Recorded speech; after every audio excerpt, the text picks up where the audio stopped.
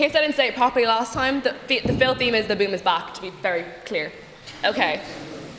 So here in this little secondary introductory segment, I'm meant to be introducing speakers tonight. I'm meant to be talking about the topic of the debate. I'm meant to be making fun of them a little bit, but I don't want to do any of that. So before I get to what I want to talk about, here's a quick little, just the jokes, you know what I mean? Ha ha, you're all debaters. You know, I felt the touch of your desired sex. I hope love is blind because you're all so ugly. You don't even know what love is because you're so preoccupied trying to make yourself sound smart and make your distant parents proud of you. You don't enjoy the serendipitous and spontaneous but romantic moments around you because you're too in your own heads and conscious of inner monologue every moment of the day. You don't know what serenity is. You're never going to find your Sunday kind of love. You're going to be old one day with your debating medals. I never know what Yeats meant when he said, how many loved your moments of glad grace and loved your beauty with love false or true, but one man loved the pilgrim soul in you and loved the sorrows of your changing face. Even if love was blind, no one will ever love you because we're in the Phil, but at least not the hiss. Okay, okay, great. Here's what I want to talk about, okay? The last time I spoke at this podium was the 21st of September this year, during the This House Rather Be on Top debate. Obviously, I was side proposition, up the girls, literally.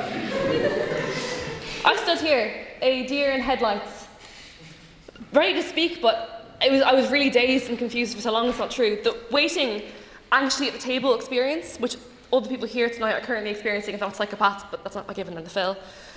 My 5 things I could see and 4 things I could touch were interrupted, nay, violated, by a serenade, most foul. Sean McDermott, improv comedian and bottom, sorry, same thing, sorry, stood here, sorry, and told us all of his love and loss and romance, a tale of betrayal and of pegging, and proceeded to oust our very, very secret relationship to the audience in an attempt to win back my heart and sang, I love you, baby. It was quite dramatic. Now, if you were at the debate, here's what I'm talking about. Team Live haven't put it on YouTube yet because they're probably trying to protect my mortification or something, but it's fine, it's fine, it's fine.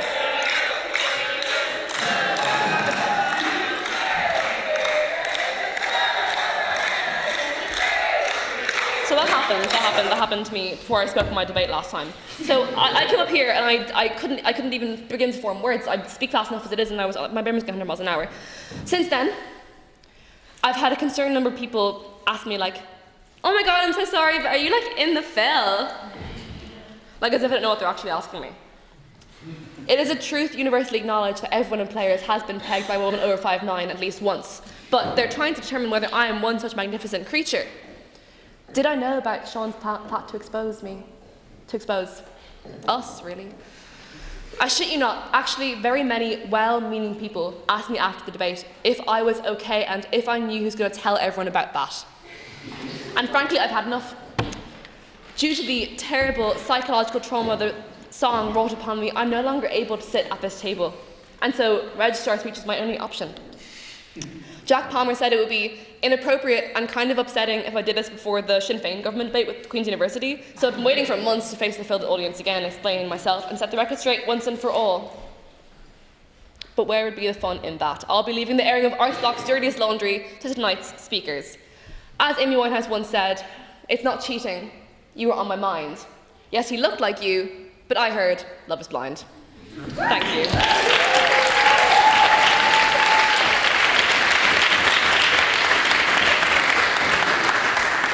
Are there any objections to me signing these minutes as a true and accurate record of the last public business meeting? There being none, I shall duly sign.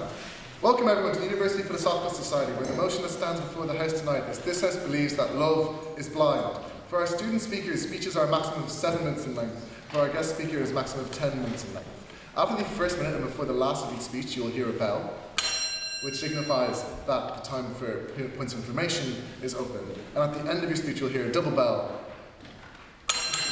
which signifies we kindly ask you to wrap up your contributions. We encourage general audience participation in debates, and thus, if you hear something you like tonight, you can shout "hear, hear," and if you hear something you don't like, you can shout "shame."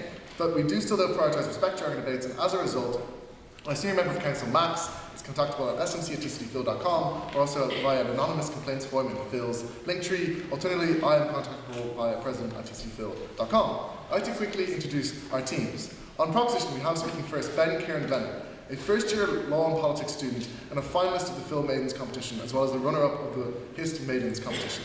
Speaking second, we have Luca Blair, an Erasmus exchange student studying political humanities, and an English as a second language finalist of the Champagne IV in France. Did I say it right? France? I didn't do French. Speaking third, we have Jamie Maloney, a first-year music and philosophy student and a runner-up of the Phil Maidens final this year. And last but not least, speaking fourth, we have Brian Lennon, scholar, a third-year English and ancient Greek student and former pro-librarian here at the Phil. On opposition, we have, speaking first, Arune Kamps, a first-year history and philosophy student and a semi-finalist of the Phil Maidens debating competition this year. Speaking second, we have Phil McEnany Beattie, third-year English and film student. Oh, I read Phil was on the next line. Kitty McEnany Beattie, a third-year English and film student and current pro-librarian here at the Kitty.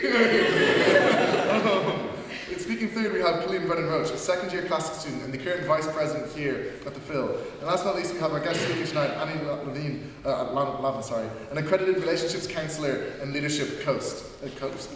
Jesus. I had a long day with Bernie Sanders. I'm sorry. I'm trying to organise that as hell. Anyway, I'd like to call on Ben to open up tonight's debate. Here.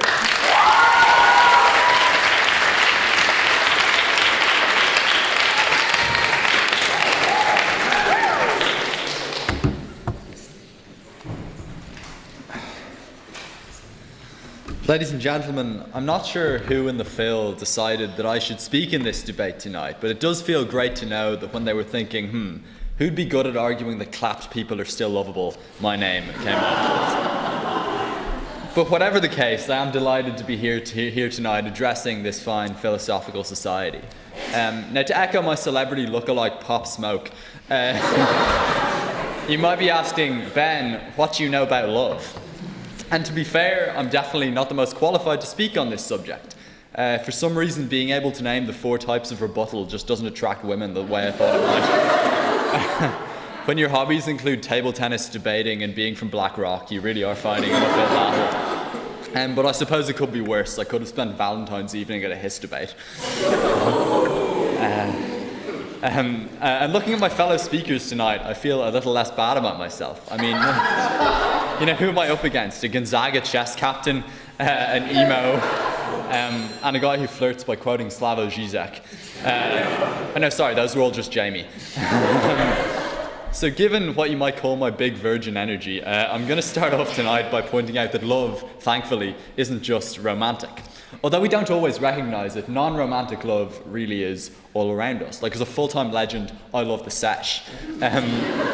I was also told to say this, but apparently Kitty really loves cannibalism. Like, not sure if I should be worried, just public safety announcement in case. Then there's the Phil's passionate love of discourse and poppers. Like, I'm convinced one breath of Phil Council air can cure your anxiety for like a month. I never heard of them in secondary school, but like those yolks are fucking powerful. No wonder Parmer looks so calm in his Euros final. And his friendship, not really a kind of non-romantic love. And I don't mean in like a private boys' school way, because that is just romantic. But I genuinely don't think we always appreciate the value of having good friends that we can trust. You know, we live in a stressful age. We're at a challenging time in our lives. We really shouldn't overlook the importance of good friends. And it would be remiss of us not to count the mutual support and understanding that friends give each other as a kind of love. So non-romantic love really is all around us in our lives. But of course, physical appearance doesn't factor into this kind of love at all. The Phil's love of discourse clearly transcends aesthetics if they've elected a man with a giraffe neck and a mustache as their president. If you've ever been to Dicey's on a Monday, it certainly isn't a visually appealing sight, but it's nonetheless a place I hold dear to my heart. And of course, to quote Socrates, I ain't never seen 2 pretty best friends. You know, physical appearance isn't important for the strength of love that is friendship. So really, it's very hard to argue that love is blind, given the love we hold for so many things that aren't merely physical. Aesthetics don't factor into the equation. In fact, non-romantic love is arguably the most important kind. You know, we're told by music, movies, media that romantic love should be our goal in life. It's put on a pedestal as the key to happiness. But this is a simplistic, unrealistic message. Romance is great, but it can also be stressful. You have to like talk to women and tell them you like them. Fucking terrifying. Romance also comes and goes. Like, what if you give them the ick? On the other hand, a popper's addiction is forever. Like, just ask Killian.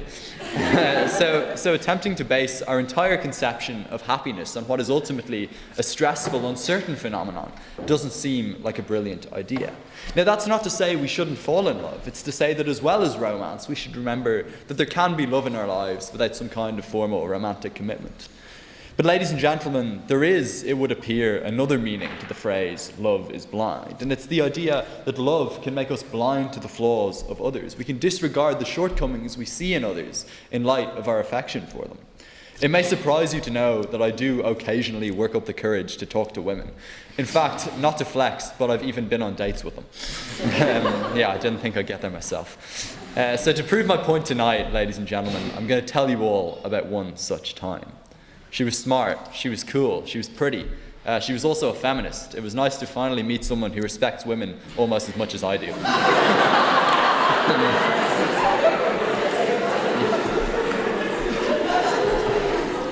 We had some great times together. I'd tell her about my top 10 favourite debating videos, and she'd tell me I needed an autism assessment.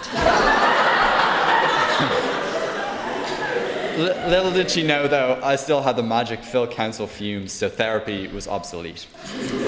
But like all of us, she was not without her flaws. In fact, since I'm all about constructive criticism, I've got a list of them here to share with you all. Firstly, she was tragically a woke vegan. I know, I still can't walk past Sprout without getting flashbacks to the trauma my taste buds endured in there. It's fucking rabbit food. She was also a bit of a South Dublin hater. She didn't support me sending it in Arc Bar with the lads. She had the audacity to think the tickets to the Senior Cup final weren't a suitable Valentine's Day gift.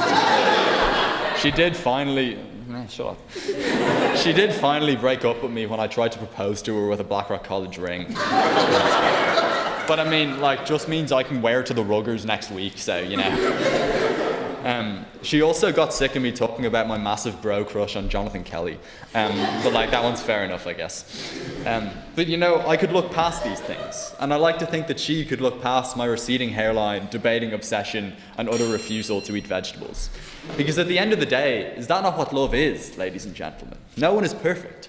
We're all a little weird sometimes. We don't always treat others the way we should. We all have flaws. Yet we can all still love and be loved. So if love wasn't blind, love wouldn't be possible. If we fixated on people's flaws and refused to recognize that we're all human, no one would ever fall in love. Love's very existence proves that it's blind. Now, I know this is a house debate, so if you do anything even vaguely BP, Kelly takes you behind the GMB and shoots you for being a competitive debater. But like, I think there is a genuine point here, one that we could all take on board. Worry less about your flaws. Worry less about conforming to some virtuous image of yourself. You don't need to be perfect to find love. There is hope for us competitive debaters yet. And love itself doesn't have to be perfect for it to be worthwhile. Lovers annoy each other, they argue, they can be awkward, but this is what makes it authentic. Love has to be blind, because to be human means to be imperfect. So to conclude, ladies and gentlemen, unless the opposition want to claim that love doesn't exist or that humanity is perfect, they cannot say that love is blind. Thank you.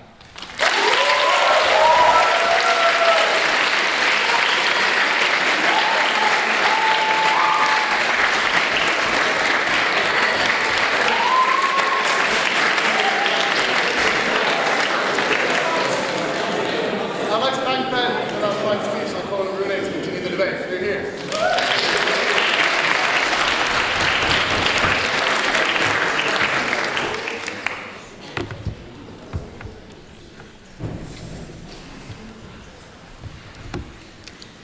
Ladies, gentlemen, I'm gonna be honest with you.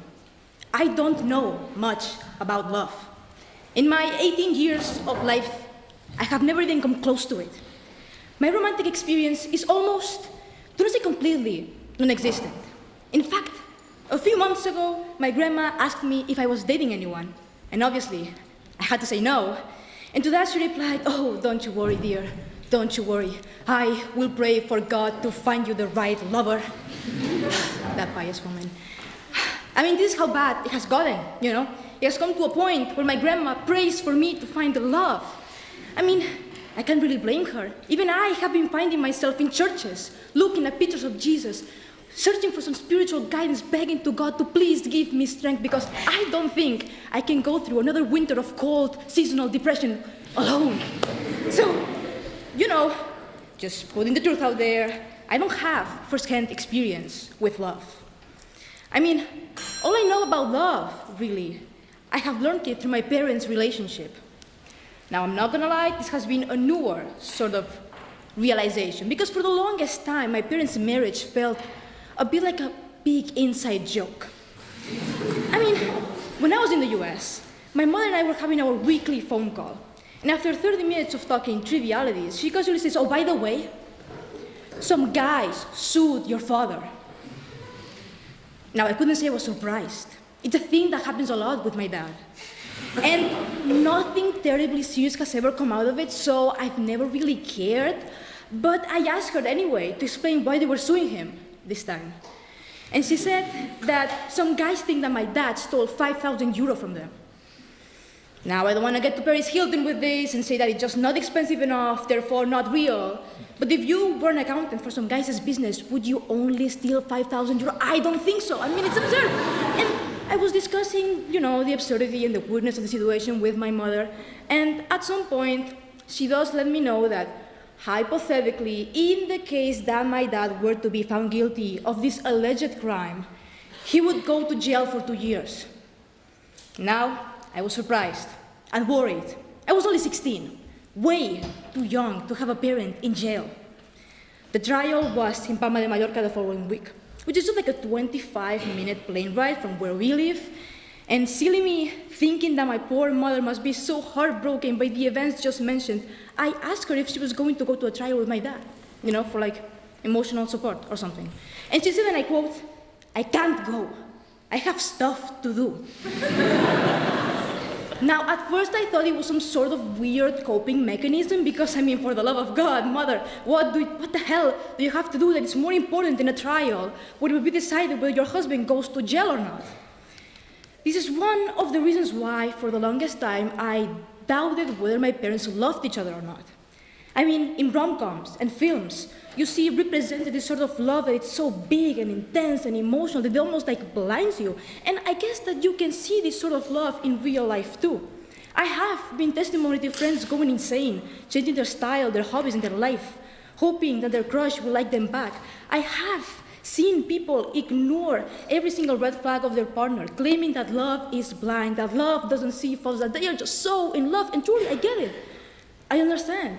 Because I have been obsessed with people to the point of convincing myself that it's normal, that it's okay, that it's just love for said person to go to the homecoming dance with someone else the day after they confess their feelings to me, because I thought that we were going to be together forever.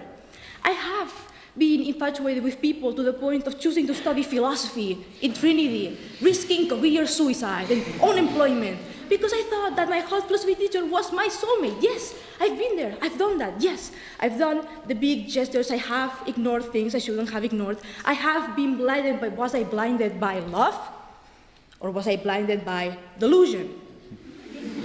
Was I in love or merely showing signs of mental illness? I truly think these are fair questions to ask, because the reality is that love, real love, grounds you to reality. Love allows you to see the other person clearly and come up with ways to overcome difficulties and bad character traits if they do occur. If you have to beg your boyfriend to not cheat on you, to stop listening to men in podcasts, if you have to auto-convince yourself that he likes you and loves you when he doesn't even text you, if you have to do all these mental gymnastics in order to convince yourself that you're in love with this person as they are, you're not. You're as delusional as they come. If you ignore the big list of things you don't like about your partner, or make up silly excuses for them, or convince yourself that they don't have a shitty personality, they're just going through a hard time. I'm sorry to tell you this, but I don't think you're in love with them. If anything, you're in love with a delusion. If anything, you're in love with the idea you have with that person, because the reality is that that person is the good and the bad. And you have to ignore the bad in order to see the good. You're deluding yourself into falling in love with a romanticized version of them, and not actually that person. So, in conclusion, my parents although they are not that visibly passionate for each other, they are truly in love, for the reason that they can see each other's faults and find ways to maintain their relationship despite having their differences. A month ago or so, my mother booked my dad a Botox appointment because he was getting too wrinkly, whatever. Do you know what my dad did when he found out? He acted like a real man and put his big boy pants up and allowed that lady to put needles everywhere they needed to be. Because listen, they saw a problem within themselves and their relationship and found a solution. And I think that's real love. Because real love is honest and crystal clear. No bullshit, just really connecting with that person as they are. Creating a space where they can share their thoughts and feelings with each other. Love is not blind. Love does not ignore. Love is not avoiding. Love looks through your soul and sees everything.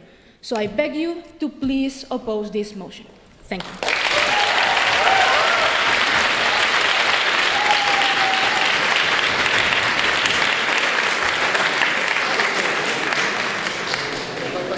Fine speech, and follow Maluka to continue the debate. Being here.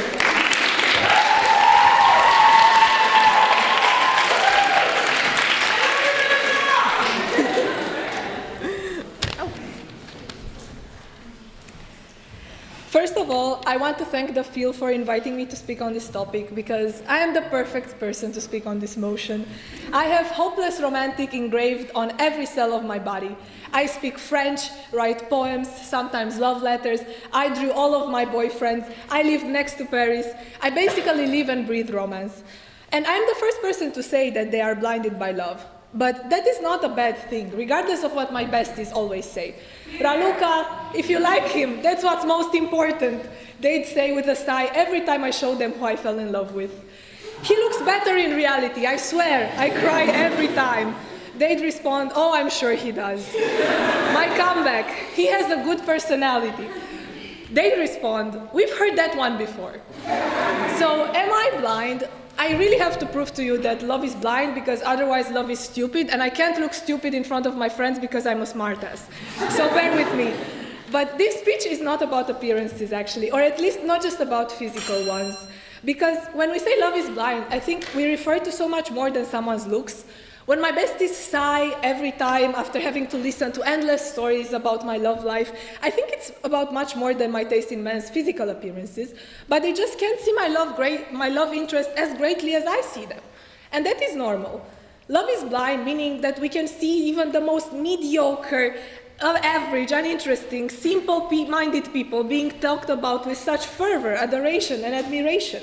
But that is somehow reassuring for us, right? Because no matter how boring and mundane you are, if someone falls in love with you, you will be inspiring to them. And people will fall in love with you, regardless of all the appearances. Because at the end of the day, what we seek is connection, not a list of these physical, spiritual, and emotional qualities. If you've ever loved someone, it is probably pretty hard for you to decipher how it happened or why you loved them, even though you can for sure think of things you liked about that person. But we are blind when we love. We love people regardless of everything bad related to them or unlikable, because we can't even see those traits as unlikable. You love people despite of their flaws, just as you love their qualities. Sure, fights and disagreements may arise, but when you love someone, it is so hard to stay mad at them, right? You can't rationalize your way into loving someone, or at least if you can, I wouldn't call it love, but a unionship of interest, because you want someone who is beautiful, smart, witty, kind, interesting. But despite all of that, you can find someone who has all of these qualities, and love between you two is still not guaranteed. I think this is the perfect proof that love is blind, because it does not care for such things. And you can't force love, and you can't, unfortunately, sometimes stop yourself from loving neither. People that we love sometimes stagnate, hurt us, show us their ugliest side, mistreat us, and we still cannot stop ourselves from loving them. We can break up with them for sure and impose boundaries, but love does not go away that easily. If love wasn't blind, getting over people would be much easier, but it is not. And you could just tell your heart, now you can see why this person is not worthy of your love and you as a partner. But the heart still doesn't see it, right? It is still blind. It still hopelessly loves them the same way. For your heart, things that are so critical and important and clear for your mind don't really make a difference. And when your heart suddenly stops loving, your mind often can't explain why it did neither, because it may stop loving a great person who treated you right all the time, did nothing wrong, but the love just disappeared. So I understand that it is frustrating that our hearts don't see things as the mind does, but they do see something else. When people say love is blind, it has kind of a condescending note to it, which I don't particularly like. They think they see your love interest more clearly than you do and more realistically because you can't see how and who they truly are because you're so in love. First of all, if you haven't noticed by now, I am a very idealistic person, and I don't think that the fact that love is blind has a bad connotation. Maybe you don't see your loved one as everyone else does. For sure you are blind in that way, but you see them in a way that nobody else can see them. You are definitely blinded by love, perhaps blinded to see the surface level of your lover, but you get to see glimpses of who they truly are, a real authentic person through love. We seek intimacy and connections above all, and a space for us to be vulnerable. Of course, we show a side of ourselves to our lovers that most people won't see. So for them, our lovers are blind in how they see us, and we are very blind for how we see them. But I think that this blindness is exactly what we want in love.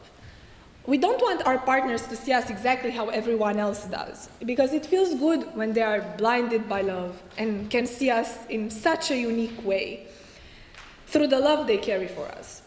So people in love seem blind to everyone around them because they are the only ones getting the privilege to actually see a side of the people they love that no one else can. This does not mean that everyone who loves idealizes their loved one, despite the speech before of me, because I think that people who are emotionally mature or emotionally experienced enough don't idealize their partner. They just get to know them and fall in love with them through that process. So, yes, of course, they are blind to everyone around them for not seeing that person, but the falling in love in the process is what's actually eye-opening, maybe. But it really is true that even though there is a discrepancy between how lovers see each other and how the world sees them, even though that leads us to conclude that yes, love is so blind, it is also so fucking special that we get to see people like that through love, and we get to be seen like that. So I think it is beautiful to be known and get to know someone deeply, and it is also beautiful that so few people get to know us deeply, and we get to know deeply so few people, because it is so much more meaningful when it happens, right? And so much, just so much more deeper.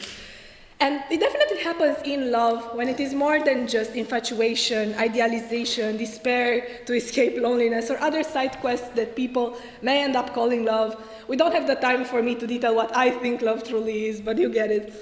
Still, we should celebrate the fact that love is blind, because if it weren't, we would calculate everything, strategize our way into relationships as we do networking for our careers. Love is blind and often surpasses the impossible. After all, impossible love, hopelessly loving someone, is so much more intense than the love the people who can be together share, because you start taking the person for granted sometimes. And long-distance relationships are a perfect example that love is blind, because if it weren't, you would fucking see that most likely you want someone to be there with you physically, but you don't care about that because love surpasses distance and all differences that exist between people at times. However, that might be applicable just to me because I have only been in long-distance relationships. But having entered one less than a month ago, and call me blind, I can tell you that I don't think I could have found anyone in Dublin that would love me and make me as happy as my boyfriend does. So I think love is truly blind. Thank you. So happy to propose.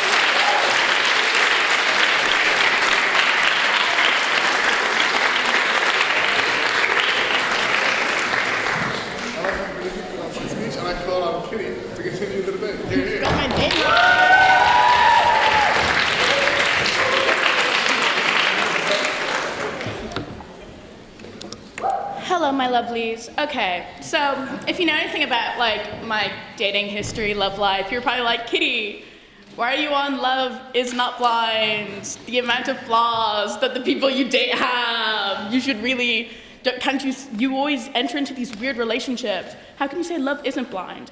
I saw those problems. I thought I could fix them. So I think that's just more like I make bad decisions, not that love is blind, guys. Okay, it's for the plot. It's for the plot. So, guys, proposition. I love you guys. You're all so optimistic. You guys obviously don't have deep rooted problems. You know, like your relationships must be so good. As somebody who has many flaws, they're never going to be able to be blind to that because I am just flaws. You know, they just won't see me. So I need them to see my flaws. I need them to see how weird, how I am. You know. But I think there's like a beauty in this flaws. I want the person that I'm in love with to see all of my flaws and go, she's weird, but that's sort of cute, you know? That's funny. Like, she makes really bad decisions, but like, good for her. She is trying. Like, that's what I want. It makes me unique, you know? And it makes all of us unique. If we were all perfect, if we were all like good people, it'd be a really boring place, it'd be a really boring time. And I don't believe in boring things. I believe in doing stuff for fun, right? And that means making bad decisions, bad choices. Exactly, exactly. You know, there's beauty in these flaws. And if you're blind to the bad, you're also blind to the good, you know? Sometimes these flaws can bring out really sweet things in your relationship. Like, I can't even think of examples, but like, guys, I swear, sometimes flaws can be good. They can, because you see the whole person. And is that not what love is?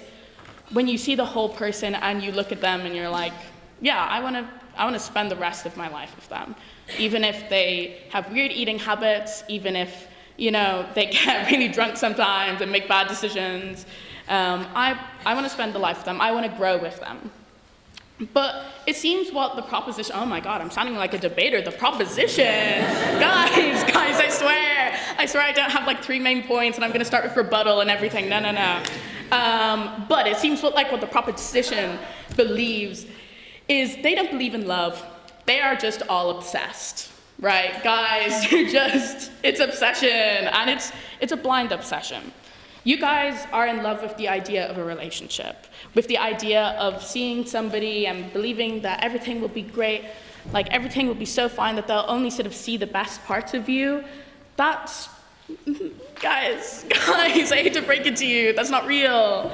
And I think we're sort of, within this modern digital age, we're so sort of bombarded with media that's like, you guys have to be in a relationship, it has to be good. And like, I'm a whore for love as well, guys, and I love like a good rom-com, but no. What the media is pushing to you isn't this idea that like love is the relationship, that it's being together, that it's time spent with one another, understanding one another. It's sort of showing you the process of falling in love. And that's what we all think love is, you know, getting to know somebody, falling in with them, like picking up little details. That's just 1% of a relationship, 1% of love. The rest of it is knowing somebody deeply, knowing all of their flaws, knowing all of their weird quirks. Like, we are all so consumed with this idea of getting into a relationship, a good relationship, that we sort of get into these false ones. They're not real. They're just sort of 2 people are there trying to be perfect for each other, and they're not really them. They're not really who you are. Normally, it's the friends that love you, and that sort of platonic love. They can see the real love. They're not blind to it. They have had to deal with your bad decisions. They know. Platonic love is not blind, trust me, right? But I think sort of when you're blind to love, you miss the best part of love, which is the growth. It's changing with a person. It's both sort of, it's going through life with your partner and seeing the world change as you guys change with it. I don't know if you guys were here for the Bernie Sanders thing earlier, but like, he was like, it's a scary world. And it is. It's a really scary world. We live in a scary time, like climate change, like war. Like, I don't want to bog this down, but it's terrifying. But it's less terrifying when somebody is with you and you're both there together and you're both growing together. If you're blind to love, you'll never see the aspects of them that change over time. You'll never see how their opinions change or how their feelings change, and you will change as well. You're not changing them and they're not changing you, but you're growing together. And isn't that sort of our point, like in life? Isn't that what we should all strive to do, to grow as people, to be people, better with one another and make the world a better place? If you're blind, that's to love. That's just not gonna happen. But yeah, that's not One thing, actually, I want to say, which, a little bit of rebuttal time. It seems, well, at least Ben, right, singling you out here, it seems that you sort of were focused on the physical appearance. Not gonna lie, guys, I sort of forgot that was an aspect of the whole phrase "love is blind." Obviously, maybe love is blind to me. I do not think about the physical appearance, but I don't know, I feel like there's so much more to love, Ben, than just the physical. So don't be so bogged down about, what did you say, your receding hairline, you know, your Black Rock accent. Like, I'm sure it's not as bad as you think. Like, I swear I didn't know you were from Black Rock. Like you only had to tell me, you know. But the thing is, your partner, they're gonna notice those things, but it's not gonna be like constantly in their mind going over and over again. I'm like, oh my God, he won't shut up about Black Rock. Oh my God, is this his only personality? They're not. They're gonna see the other aspects of you, like you're debating and you're... Guys, debating can be a good thing. We're all in a debating society, okay? You know, they'll see that and they'll love you for it, you know? I believe in that. And they may even love the Black Rock part of you as well. Maybe.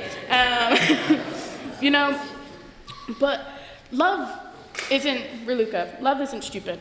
Love is, it's all-consuming. It's devouring. It's, I'm starting to sound like a cannibal. Guys, cannibalism starts with a kiss, okay? I'll say it once, I'll say it again. No, but we should be all consumed with each other, and we should love each other for who we are. It is not obsession.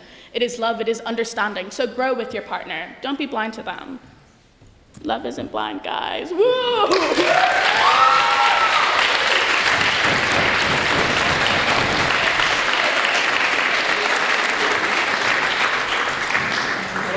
for a fine speech, and I call on Jamie to continue the debate. You're here.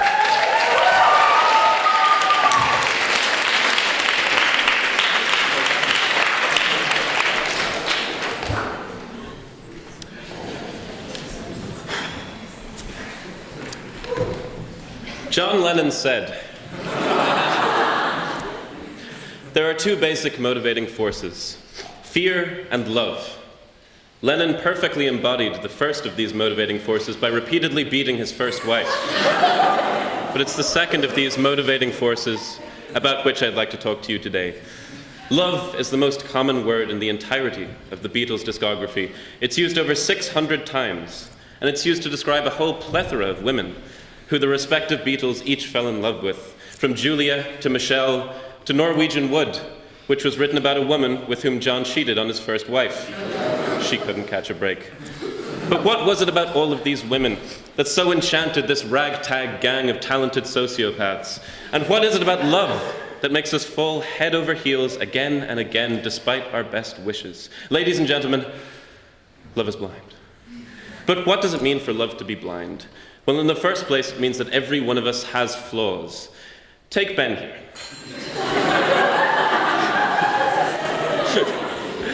He just will not leave the house without his Black Rock signet ring. Show it? Yeah. Or take Killian, who dyed his hair red solely because of the film Bones and All. Or Jack Palmer, who runs a dogfighting ring out of Phil Council on Tuesday nights. But what makes us human is to look past these flaws. In the words of former President Barack Obama, enthusiasm makes up for a host of deficiencies. Although this is the same Obama who said that he read Foucault in college to seduce a, quote, ethereal bisexual who wore mostly black. Which, if nothing else, tells me that he would have fit in very well in the film. People have flaws. We are at our very core broken and emaciated, cast about like dust in the wind, shackled to this life, and by extension our every insecurity by the ever-present warning of death. We all know this, and we are all equally haunted by the specter of our own mortality. But Jamie, you ask, what does this have to do with the speech? Well, I'll tell you. Love is the principal way that we fight back against these brutal facts of life. Only through love do we cheat death by ensuring that there will always be someone to remember us. Only through love do we cling desperately to our fellow dust particles and invite the wind to sweep us away. Only through love do we challenge our insecurities by willingly choosing to accept the flaws in another. That is what it means for love to be blind. But of course, there's another meaning to the phrase love is blind, that love does not see appearances, or at least that love does not see true appearances. Because it's undeniable that love sees an appearance, but that appearance always so happens to be the one it wants to see. Love doesn't care for facial symmetry. Love doesn't see scars. If the camera adds 10 pounds, then love takes them away. Love sees... Love sees in other ways. Love listens. Love cares. Love appreciates my deranged rants about Radiohead album rankings. By the way, number 4 will shock you. But we all know deep down that true beauty doesn't just come from appearances. Proverbs 31:30 tells us charm is deceptive and beauty is fleeting, but a woman who fears the Lord is to be praised, and a woman who fears John Lennon is probably wise. There is very little that truly unites us humans better than the fact that we are wired to overlook the bad qualities in the people we love. But is that such a bad thing? Sure, maybe once love fades and we're left confronted by these flaws, we have a breakup, get a bit sad for a few weeks, or God forbid, months. But if all we ever did was try to prevent heartache or heartbreak, then our lives would be incredibly fucking boring. No one who has ever achieved anything worth caring about has done it by hiding away for fear of disappointment. After all, it's better to have loved and lost than never to have loved at all. The Beatles only wrote so many love songs because they dared to take the ultimate risk of choosing to love. Well, that and the acid. But it was their choice to follow their passion so fervently that meant it was impossible for them to come out of love empty-handed. Instead, they wrote some of the greatest songs ever written. And you can listen to all of those songs in between listening to my album, Sybil Vane, which is available on all major streaming platforms. But I digress. The tragically beautiful thing about our human condition is that we are doomed to rush headlong into the arms of whoever will take us, ignoring every red flag, every damning character flaw, every glaringly obvious opportunity to get hurt. But I hope by now you'll agree with me that I wouldn't have it any other way. Thank you.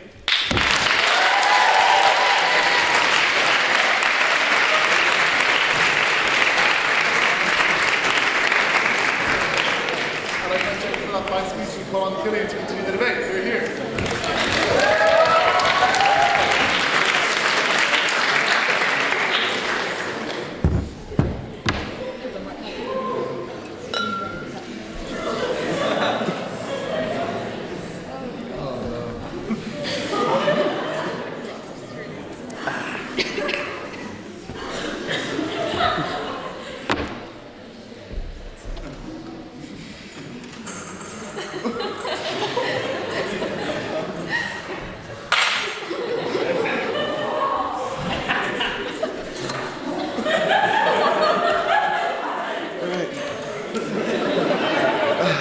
I was supposed to have wings. It was supposed to be this whole fucking thing, but wings are very hard to come by. So, you know,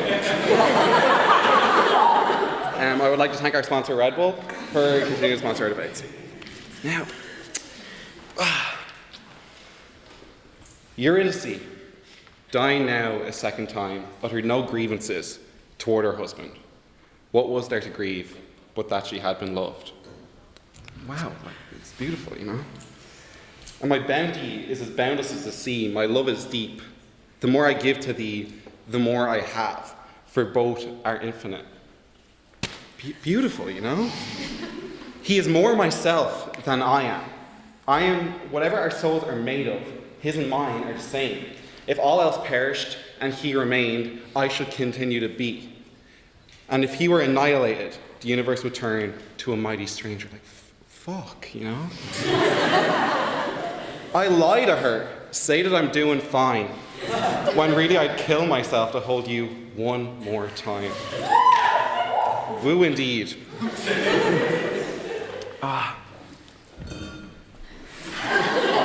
I wish I knew how to quit you. Sublime! All these sublime. They are simply beautiful. Like, Jesus, like, I give you guys so much and you just do so much with it throughout time. So let's see what you people are up to nowadays. What is it, 20, like mid 21st century? Today I fucked up by admitting to my girlfriend that I pretend she is a giant cockroach when we have sex. Ever since I, male 25, was a teenager, I have had very intense fantasies about having sex with a giant roach. That's weird. Okay, this just doesn't seem right. Who else do we? Oh yeah, Sally Rooney. I've heard great things about Sally. So let's see here. Kissing the nape of her neck gently, he lied her down on the bed. It seems better already, doesn't it? Yeah, gentle. Cockroaches. It's silly. He laid her on the bed and said, "Ah, you have such a perfect cunt."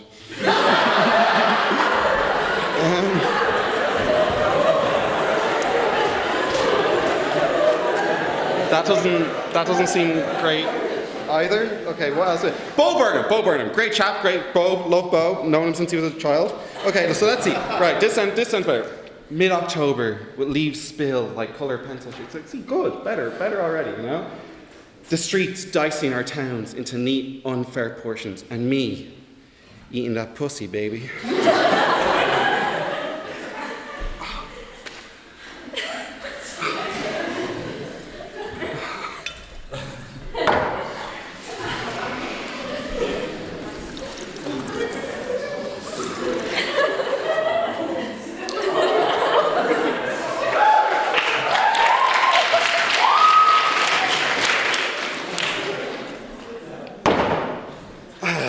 Okay. Let's call it an existential crisis. I don't know who I am anymore, Hesiod says, at first chaos came to be, but next wide-bosomed, earth, the ever-sure foundation of all the deathless ones, who hold the sway, speaks of snowy Olympus and dim Tartarus in the depths of the wide-pathed earth, and Eros, that's me, baby, fares among the deathless ones, who unnerves the limbs and the mind and wise counsels of all gods and all men within him. That is true. That is what I do. But I also know other things. I know all of you. What you're into, like crime, scat, incest. Hey, you want to feed a gal? And you see, I just can't see myself in anyone anymore, or any place now. And whatever I say, you will believe. That is the power I have. Like, you'll believe whatever I show you. This, just water.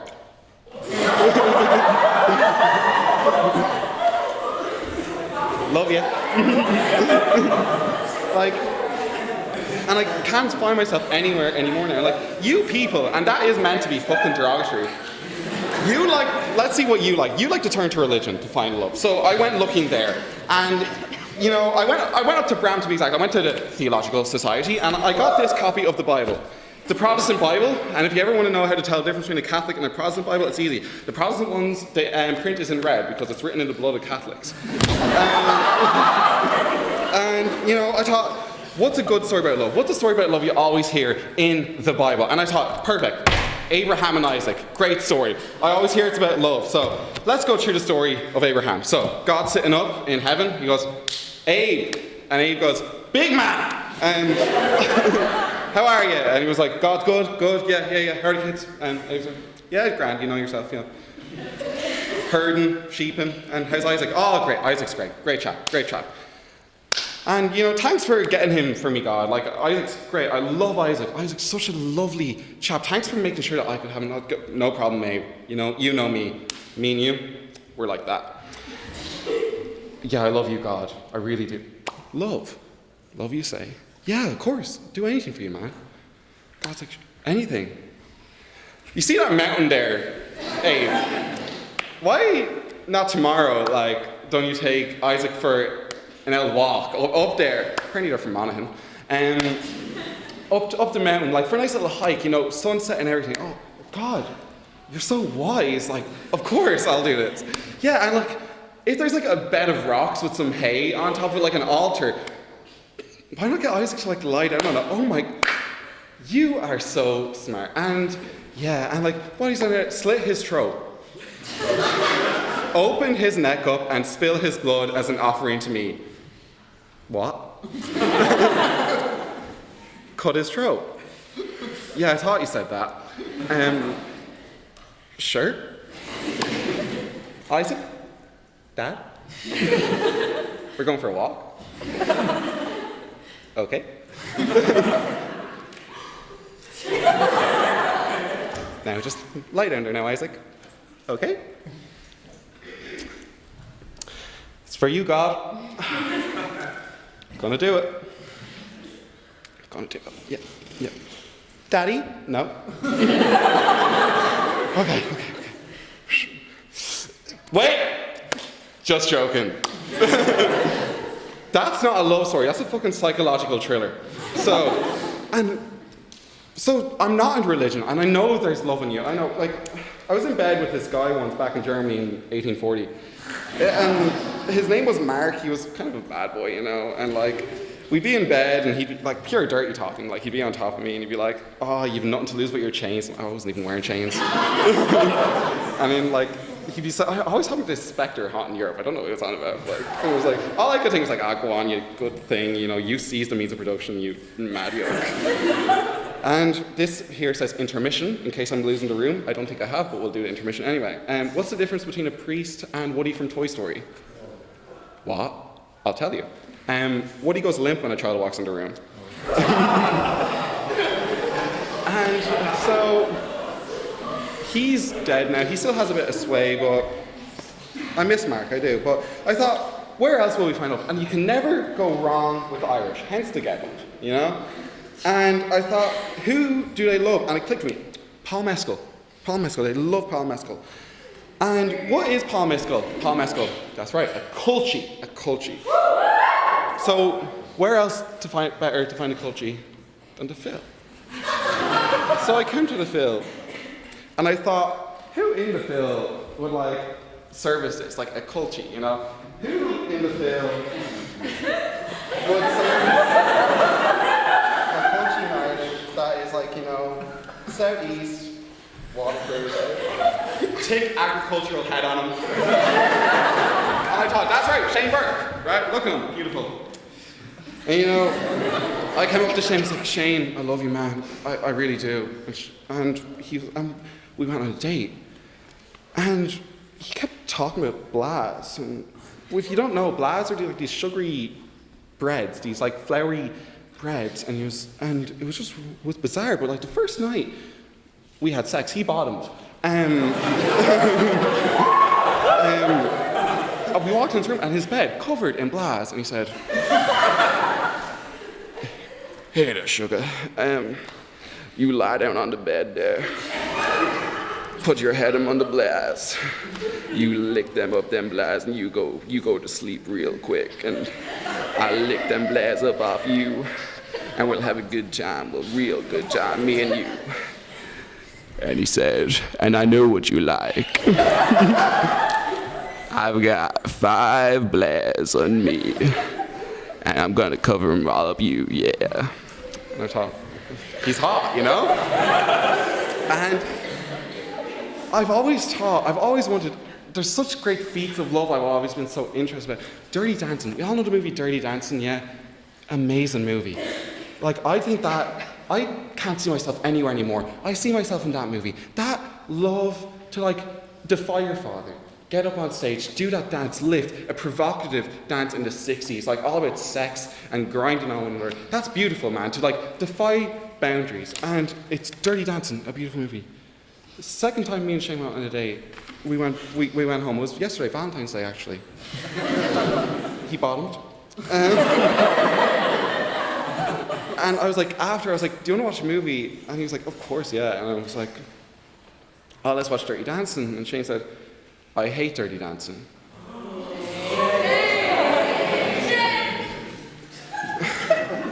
And that was it. I can't do it anymore. I just can't keep going on. I can't see myself anywhere anymore. Like, we claim to love, but we come into this fucking classist fucking institution and we have these cunts fucking debating. Like, I don't think we heard one accent that wasn't from South Dublin or another country, you know? God forbid you have someone from the countryside, you know? Oh, Brian, hey, you don't count. He does classics, as do I. Not me, Eros. You know, we think about it. We walk by so many homeless people every day. We walk by concerned people outside this building, and we just act like we don't see them. What? Is that being blind, or is it just being fucking ignorant to the fact that there is so much horror in this world right now? Love isn't a lie. How did it get really weird all of a sudden? This got like very deep.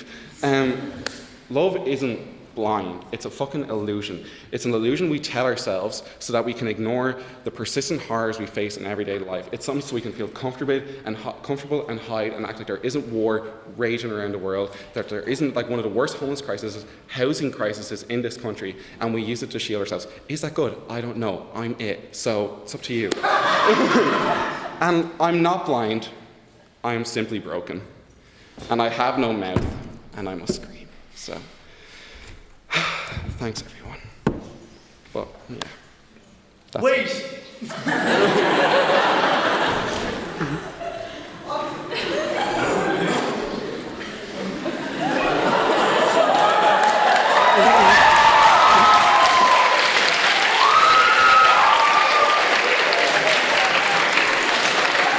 Take me back! Give me another chance!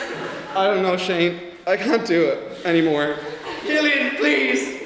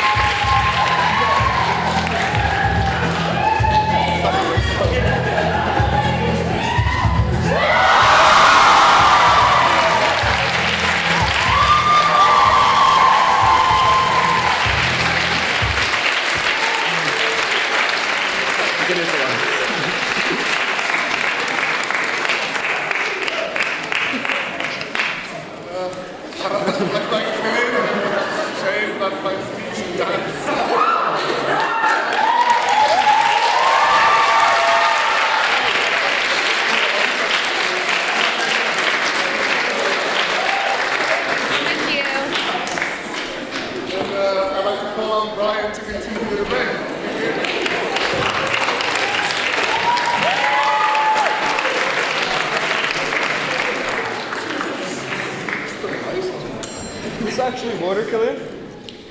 No. It's actually water. Is this being recorded? Hi guys, I feel like I went through several lifetimes during that speech. It was just like amazing. There's no topping that. And I have like a really serious and passionate speech today. But I had a pretty serious and passionate day, so forgive me that. I'm sure the motion that stands before the House, Jesus Christ, is one that many people have been puzzling about over this week. And I suppose I don't know much about love, and this is probably because I'm as familiar with the Phil as I am with the Hist, so I'm just pretty lonely. But the idea that love is blind is one that stretches back eons. Killian, you'll know this, we're both classic students. Eros, or Cupid, the god of love, is often depicted blindfolded. But why is this the case? Well, throughout the centuries, many writers, from Plato to Chaucer, have written about the powerful, blinding nature of love. Indeed, in Shakespeare's The Merchant of Venice, we get a concise explanation of this phrase, and along with it, most of its modern connotations. But love is blind, and lovers cannot see the pretty follows... the pretty follies that themselves commit. Love, then, is blind to the loved one's faults and imperfections, and while disrespecting the loved one, also sets the stage for the lover's eventual disappointment when that person fails to live up to those expectations. This all sounds kind of shite. And as Oscar Wilde wrote, when one is in love, one always begins by deceiving oneself, and one always ends by deceiving others. That is what the world calls a romance. And it is true. Or at least it is true for certain brands of romantic attraction. Attraction lies on a wide and diverse spectrum.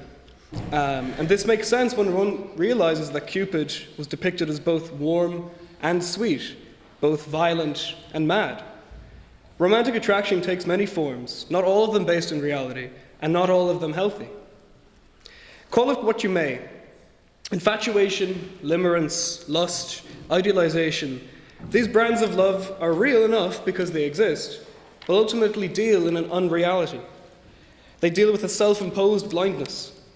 It is this type of romantic attraction, ironically, that has been romanticized in literature, music, and the media for millennia. It is always depicted as a seemingly involuntary infatuation with someone, and nearly always comes with a burning, obsessive need to have those romantic feelings reciprocated. It takes the form of, firstly, an idealization of the lover or the loved one, often making them symbols of beauty or intelligence, or even worse, narcissistic projections of the lover, then morphs into a jealous and bitter obsession with the loved one, until finally the illusion fades and the lover is left deeming the loved one unworthy of them.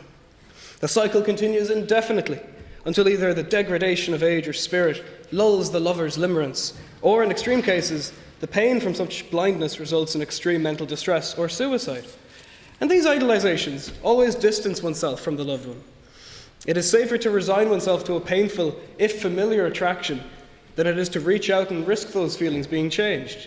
And this is perhaps why we romanticize infatuation. The courtly romance of a knight who dies in glorious battle before winning his lady's love. Our fascination with the romance between Yeats and Maud Gonne. And our fascination with myths like Romeo and Juliet. But Shakespeare provides the most biting critique of this fascination, because Romeo and Juliet is really a satire and not a love story. Romeo is not the passionate, earnest lover we think he is, namely because the play begins with Romeo passionately infatuated with the oft-forgotten character of Rosalind. Everyone forgets about her, but Romeo, despite gushing about his love for Rosalind, ends up disillusioned, dropping her at the drop of a dime, and shifting his focus to Juliet. Sound familiar? The popular interpretation of the shift of Romeo's love is that he exchanges a temporary, fleeting love for an eternal and pure one. But really, he is simply perpetuating the trend of idolization that has consumed his life. Romeo and Juliet's impassioned but foolish suicides, so tragically mistimed, show us the foolishness of romantic infatuation. When faced with an impasse, infatuation turns to jealousy or madness. And this is not to villainize infatuation. It's real, valid, and universal. It's important to go through it when you're young. But infatuation is an inferior and more flickering light than the confident, constant beam of love. If infatuation suffers and obsesses, love suffers and is kind. In contrast to the blinding idolization and limerence or infatuation, real love creates the perfect identity of the loved one in a way that is profound and real. When one is truly in love, there is no doubt in one's mind of the imperfections and faults of the other person. They exist and are accounted for. Real love does not excuse or ignore the loved one's faults and follies, but sees more in that person than that. Real love is a shining example of the truth that while none of us are perfect, we are sadly more often aware of our darkness than our light, and it's a privilege when we find someone in this dark world who sees that light shine in us. Infatuation blinds with respect to the loved one, and loves like these are as capricious and erratic as the passion that inflamed them. We are blinded to the profundities of that person because we only look at them as a paragon of goodness or beauty or both. Infatuation rejoices in an untruth, but love rejoices in truth. And by doing so, love undergoes a different kind of blinding. Now, I'm going to start talking about St. Valentine. The very topical myth surrounding St. Valentine sheds light on the blinding effect of real love. Valentine, condemned by a judge to death, granted himself a temporary amnesty by curing the judge's daughter of blindness. The reason we send Valentine's cards to one another is because the day before he was executed, he gave her a card signed, "From your Valentine." And this, I think, is an apt analogy for that peculiar blinding quality of real love. Because Valentine did this despite knowing that he was to be executed. He did it out of no other reason but genuine compassion. His eyes were soon to be closed forever, but he gave her the sight to see herself. When we love meaningfully and truly, we help that person create themselves. And creation must be a steady and constant process if it is to work. But in order to give ourselves in this way to someone, we must be somewhat blind to our biting anxieties and selfish needs and wants. We are necessarily blind to the day-to-day preoccupations which consume us. We become, like Valentine, temporarily granted amnesty from death. Infatuation cannot abide sacrifice. To sacrifice anything for someone to whom you are infatuated is to approach what cannot be approached, the idolized version of the person you love, and by doing so, destabilize that image. Love is full of sacrifice, because compromise is founded on sacrifice, and real love only lasts when both parties are prepared to be blind in moments of crisis to the meaner and mundane angers and anxieties of life. It is only by this blinding to our own needs that creates a relationship founded on respect and dignity and kindness. We are on this earth for one short and achingly fragile lifetime, and to help one realize the blinding and magnificent light contained within them, to give to them happiness and dignity by sacrificing some small part of ourselves, is to make something worthy out of the waste of years. By giving, we sacrifice some of our pride and power, but pride and strength are death's companions. Gentleness and weakness are expressions of the freshness of life. What is hardened against this world and against love will never win. One of the best definitions for what love is in all its blinding brilliance comes from Johnny Cash when asked, "What is your definition of paradise?" Cash responded, "This morning with her having coffee." Real love is neither passionate nor sentimental. Its nature is of simple and honest enjoyment of the other person. Real love blinds us to our own ego, to our obsessions about power and prestige, and desiring to prove. Nietzsche said that things done out of love are done beyond good and evil, so I'm going to continue and forget about the rules about Phil debating. To prove to the world that we are something more than we are, because when we have real love, the loved one sees us for what we are and what we could be, and temporary failure does not dissuade them of that reality. Now, if I open my speech tonight with a sardonic quote about romance from Oscar Wilde, I close it with a profoundly true and earnest quote from Oscar about love. He tells us, "Keep love in your heart. A life without it is like a sunless garden when the flowers are dead. The consciousness of loving and being loved brings a warmth and a richness to life that nothing else can bring." Thank you.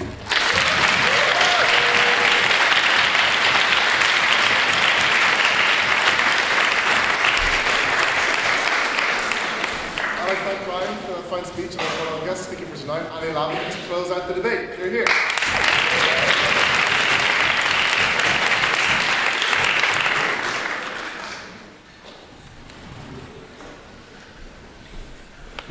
Oh, wow. How am I going to, continue on from that? That was beautiful. So I guess I'm not a debater, so I'm just going to speak from my heart and in response, I guess, to what you guys have said. Thank you so much to the Phil for inviting me to speak, and it has been an honour to hear everyone speak on my favourite topic, which is love. So what I'm about to share combines bits and pieces from what everybody has said this evening. Love and our interpretation of what we see it as is very much open to our own interpretation, our own perceptions, and our experience with love. And at this table, we have had some beautiful and creative examples of people's interpretation of it. The phrase love is blind is a metaphorical expression that suggests how love can overlook flaws, imperfections, or even harmful aspects of a person or a relationship.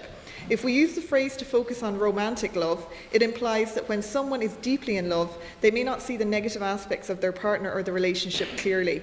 They might ignore red flags or rationalize behavior that they would otherwise find unacceptable. Yet how many of us have done that and only realized this so long after the event? The phrase love is blind reflects the idea that emotions can sometimes cloud judgment, leading us to prioritize our feelings of love and affection over a much more rational assessment of a situation. It doesn't mean that love literally impairs one's vision, but rather that it can influence our perception and decision making in a profound way. Love can indeed cloud judgment, leading us to overlook potential issues. Cases where love blinds us to toxic behaviour. Shouldn't we prioritise self-awareness, critical thinking, and self-love over blind devotion? But we don't. Why is that? It's because it's nuanced. But if you can accept this aspect of yourself, and if your devotion is to self-love, can you choose to explore the answer? It is an act of love for you to seek that answer. It is essential to distinguish between blind infatuation and genuine love. True love involves acceptance and growth, acknowledging both the positives and negatives while striving for mutual understanding. Love is clarity, reality, and a grounding force of goodness. Love isn't about perfection, it's about acceptance. When we love someone deeply, we embrace their flaws as part of who they are.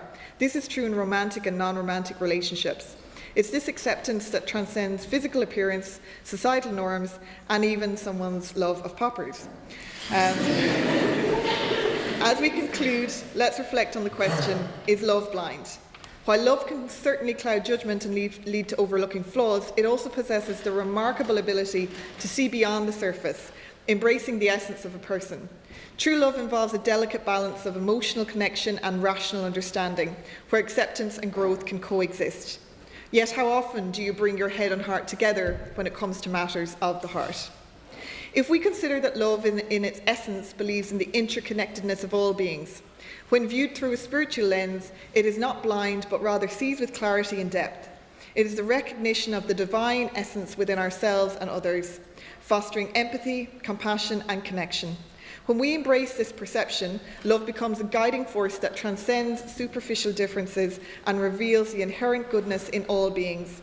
Love is not passive, but rather an active force that requires discernment and wisdom about you and the kind of love that is perfect for you, the kind you need rather than what you want, the kind of love that exists within you and all other living things.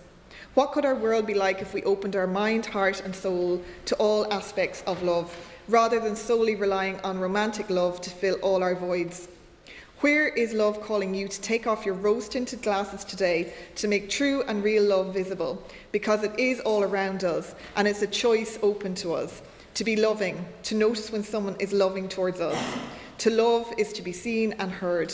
How can we be more of that to ourselves and one another? Thank you.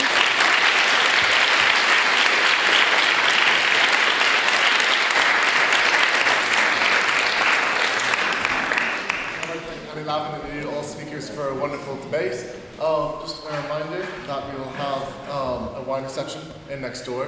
I believe there'll be afters somewhere. I don't know. Sorry, long week. My bad. With that, we're going to call a vote and then go into the next room for the wine reception. So in a moment, all those in favour will say aye, and all those against will say nay. So all those in favour say aye. Aye. All those against say nay. Nay. I think the nays have it. Thank you.